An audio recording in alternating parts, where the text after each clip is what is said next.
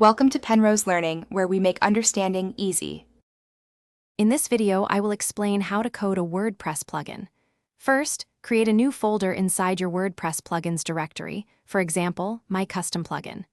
This folder will house all your plugins files. Next, create a main PHP file within this new folder, typically named after your plugin, like My Custom Plugin. PHP. This file is the entry point for your plugin and where WordPress will first look. Every WordPress plugin requires a standard header comment in its main PHP file. This header provides essential metadata like the plugin name, version, and author, which WordPress uses to display your plugin in the admin area. You'll also use activation hooks, specifically Register Activation Hook, to run code when your plugin is first activated.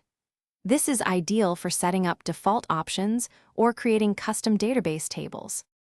To add functionality, WordPress relies heavily on hooks. Action hooks let you execute code at specific points, while filter hooks allow you to modify data before it's used. You'll write custom PHP functions to encapsulate your plugin's logic.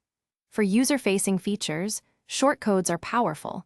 They let users embed dynamic content into posts or pages using simple tags like My Shortcode. When a user deactivates your plugin, you can use Register Deactivation Hook to perform temporary cleanup, like flushing rewrite rules. For complete data removal when the plugin is uninstalled, it's best practice to create and uninstall PHP file in your plugin's root directory. This file will handle deleting options, custom tables, and any other data your plugin created.